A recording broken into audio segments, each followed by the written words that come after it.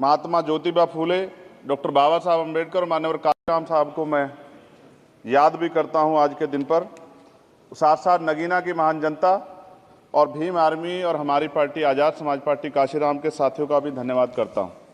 इसके बाद अपने कुल गुरु जगत गुरु सदगुरु रविदास जी महाराज को भी मैं नमन करता हूं, जिन्होंने दुनिया को लगभग 600 साल पहले बेगमपुरा शहर के रूप में दुनिया का सबसे महान लोकतांत्रिक दर्शन दिया। अध्यक्ष महोदय, 14 अगस्त 1947 को ये देश अंग्रेजों के अधीन था। 15 अगस्त 1947 को हम लोग आज़ाद हुए। 16 अगस्त 1947 को देश आज़ादी में था, लेकिन धन धरती राजपाट में बंटवारा नहीं हुआ। जो साधन संसाधन थे उनमें बंटवारा सही रूप से न होने के कारण एक बहुत बड़ी आबादी सुविधाओं से वंचित और सम्मान से वंचित रह गई। उनको सम्मान देने के लिए और अंतिम व्यक्ति तक सुविधाएं पहुंचे, इसके लिए लोकतंत्र की व्यवस्था हुई। लेकिन आज़ादी के 70 साल बाद भी हम कहाँ खड़े हैं, इस पर ये चिंता का विषय है। मैं मानता हूं कि सामाजिक न्याय तभी होगा माननीय सभापति जी, जब जातीय जनगणना पूरी होगी और जातीय जनगणना कराई जाएगी और साथ साथ संख्या के आधार पर आरक्षण जो है वंचित वर्गों का बढ़ाया जाएगा। उसके साथ साथ जब राष्ट्रपति जी अभिभाषण पर बात रख रही थी तो उन्होंने शहरी और ग्रामीण क्षेत्रों के विकास की बात कही और ये भी कहा कि दुनिया में सबसे उत्तम शहर हमारे यहाँ बने। लेकिन माननीय सभापति जी, 70% आबादी तो गांव में निवास करती है, तो गांव की आबादी के बारे में भी सोचना होगा कि उनका जीवन कैसे बदले। माननीय सभापति जी, उच्च शैक्षणिक संस्थानों में बहुजन समाज के जो छात्र हैं उनके साथ कास्ट एट्रोसिटी हो रही है, निरंतर उनकी हत्या हो रही है। साथ साथ जो सरकारी कर्मचारी हैं दफ्तरों में, उनके साथ भी जो SC ST OBC और मुस्लिम और अन्य धार्मिक अल्पसंख्यक उनके साथ भी माननीय सभापति जी जातिगत और धार्मिक जो है शोषण किया जा रहा है। इसलिए मेरी मांग भी है कि पुरानी पेंशन को भी अध्यक्ष जी बहाल किया जाए। जो कर्मचारी देश की सेवा में लगे हैं उनका भी सम्मान होना चाहिए। साथ साथ सभापति जी, भाजपा ने चुनावी लाभ के लिए सबका साथ सबका विकास के नारे दिए जो खोखले हैं, क्योंकि 10 साल में दलित, पिछड़े, आदिवासी, मुस्लिम और अन्य धार्मिक अल्पसंख्यक जो अत्याचार हुए हैं वो किससे छिपे हुए नहीं हैं। ये गलत है, ये बंद होना चाहिए। सभापति महोदय जी, महामहिम राष्ट्रपति जी के अभिभाषण में निजी क्षेत्रों में SC ST OBC को रिजर्वेशन देने का कोई उल्लेख नहीं हुआ है, जो कि आज चर्चा का विषय, क्योंकि 98% प्राइवेट सेक्टर है, 2% सरकारी सेक्टर है, तो 98% प्राइवेट सेक्टर में भी हमारी हिस्सेदारी की बात होनी चाहिए। माननीय सभापति जी, आशा कार्यकर्ताओं, आंगनबाड़ी वर्करों, भोजन माताओं के वेतन वृद्धि पे भी कोई उल्लेख नहीं हुआ है, वो भी अभी नंगे, उन पर भी सोचना पड़ेगा। माननीय सभापति जी, जिस क्षेत्र से मैं चुन के आऊं नगीना से, वो बहुत पिछड़ा क्षेत्र है। उस क्षेत्र में कोई विशेष आर्थिक पैकेज नहीं दिया गया, रोजगार की सेवाएं नहीं है, नौजवान पलायन करता है। IIT, IIM, एम्स, केंद्रीय विद्यालय आदि शिक्षा में और चिकित्सा संस्थानों की स्थापना होनी चाहिए, जो कि नहीं है। और माननीय सभापति जी, मानसून सत्र आ गया है, मेरा क्षेत्र बाढ़ से बहुत प्रभावित है, इसलिए मैं आपसे आग्रह करूंगा कि वहां के लोगों को बाढ़ से निजात दिलाई जाए। माननीय सभापति जी, चीन हमें आंख दिखा रहा है और लगातार हमारे देश की सीमाओं में घुसपैठ कर रहा है, इसलिए अग्निवीर योजना को हटाकर पुनः सेना भर्ती शुरू की जाए और साथ साथ भारत की सबसे प्राचीन व बहादुर रेजिमेंट में से एक चमार रेजिमेंट को पुनः बहाल करा जाए, ऐसा भी मेरा आपसे आग्रह है।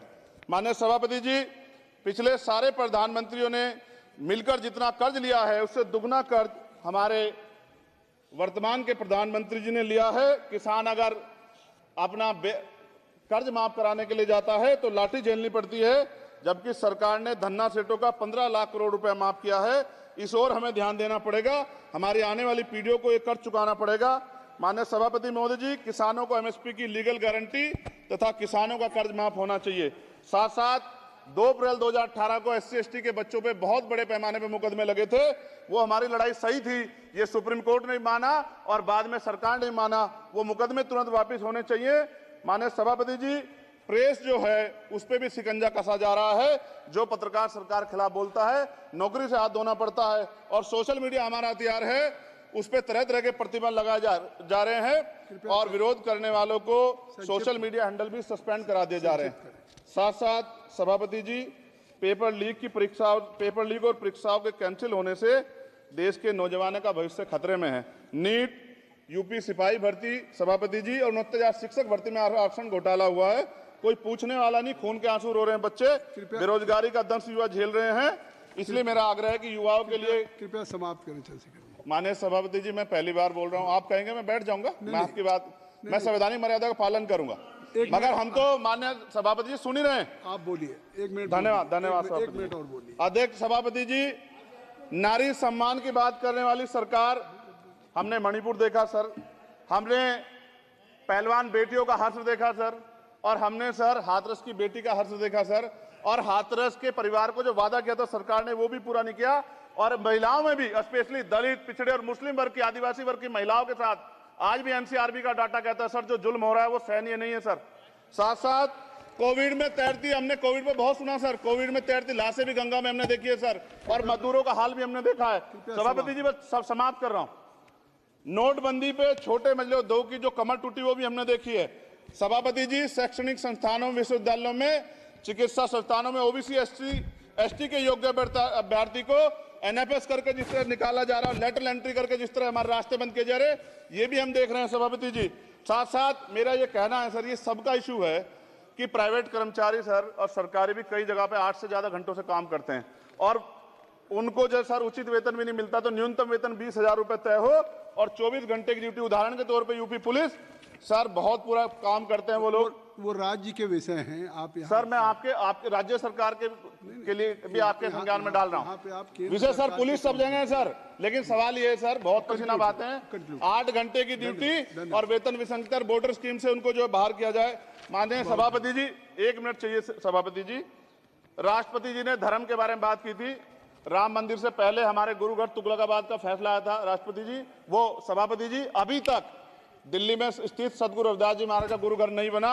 साथ साथ सभापति जी, अपनी बात को खत्म करते हुए मैं आपसे कहना चाहता हूं कि जितना देश दूसरों का है सर, इतना हमारा भी है। हम मरने के लिए पैदा नहीं हुए, जो चाहता है हमारी हत्या कर देता है।